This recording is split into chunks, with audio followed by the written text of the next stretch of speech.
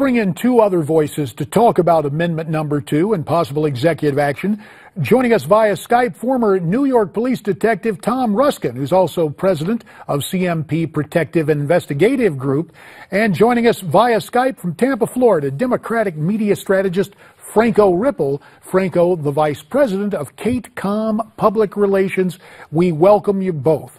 We mentioned earlier that it's reported that President Obama wants to use executive action to expand background checks. Franco, I imagine you're solidly behind that.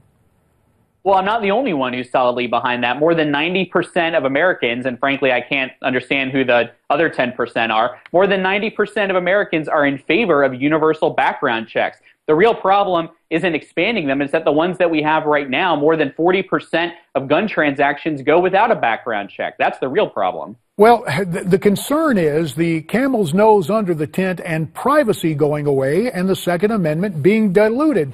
Tom Ruskin, do the concerns about so-called universal registration register with you?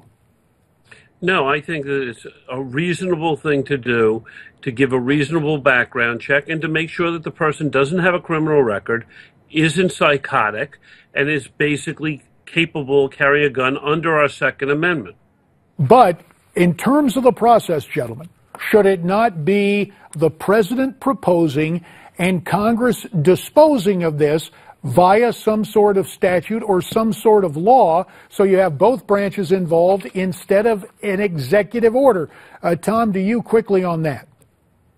I think that the president, I think it would be overturned in the courts that the president did by executive order. This is what we have legislators for. This is what we have the Congress for. And Congress should basically make this law of the land. And I agree with Franco. It's time to do universal background checks. We just have to set the parameters to do that. So it is more an argument of process than procedure or the ultimate goal.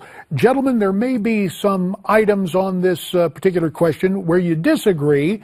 We're going to find out when, as we continue our discussion, and also hear from Donald Trump and Ben Carson. That's straight ahead here on Newsmax Prime.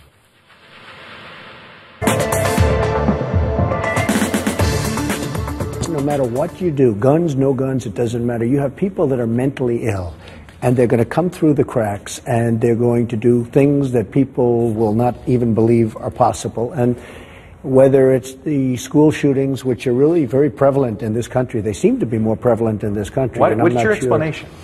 They're just sick people. Donald Trump discussing mental illness as a component in all these mass shootings. Welcome back to Newsmax Prime. Let's continue our conversation as we're joined from New York City via Skype by former New York Police Detective Tom Ruskin and from Tampa, Florida, Democratic media strategist Franco Ripple. The mental health component, gentlemen, Tom, first to you. Shouldn't that really be the focus in this debate? That should be the focus. I mean, we have to make sure that if someone is treated for some kind of mental illness, that somehow that gets flagged into the same system that would do the background check. So therefore, that person would either have to go through additional examination before being able to purchase a gun legally or basically being eliminated. Franco, certainly you have to agree mental health is a huge component of what we've seen in recent years. Yeah, it is a huge component, and I hate to make this partisan, but that's why I don't understand why Republicans, not only in Congress, but in state legislatures across the country, refuse to get on the ball and do something about this and stand up to the NRA, who has proactively blocked legislation that would help. Franco, hang on, pal. You know Democrat members of Congress seek the NRA endorsement too. So don't give me that's an exclusive Republican thing. At any rate, let me get to something else. Dr. Ben Carson, he talked about gun-free zones, and he says we need to rethink those. Here's Dr. Carson. It's probably a good idea to make sure that there are people in the areas where we have vulnerable people who can oppose these people, not with just words, but who are trained. So if you're going to have gun-free zones, you better have law enforcement or somebody there who's armed. Tom, do you agree? Absolutely. I agree with Dr. Carson.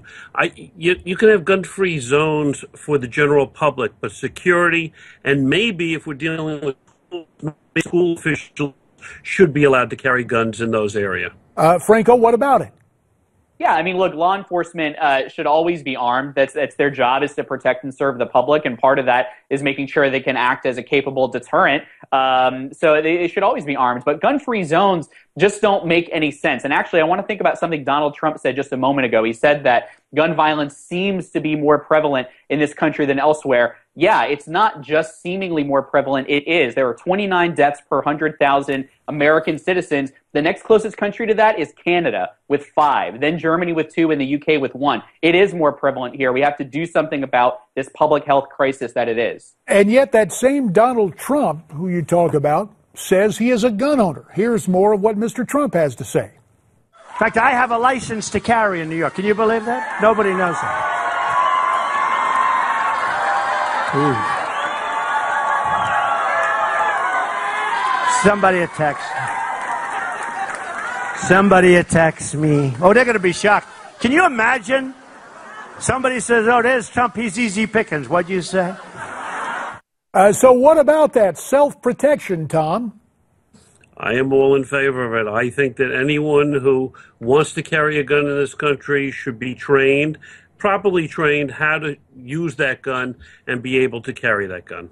Very quickly, Franco, one criticism we hear is when President Obama talks about, hey, we got to get rid of these guns, people say, well, why doesn't he surrender all the protection of all his armed personnel from the Secret Service? Your take on that?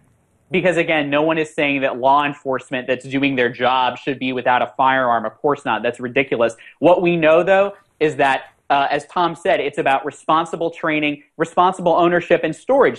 Gentlemen, we thank you. Up next, the GOP and Florida. We'll talk about it. More than 80 million Americans make up the baby boom generation, and astoundingly, many of those boomers have done little planning for retirement. The Baby Boomer Survival Guide is here to help boomers prepare with money-saving tips and valuable advice. Here is where you can get more info and the book. Call 1-800-251-7319 or log on to your computer at newsmax.com/boomerbook.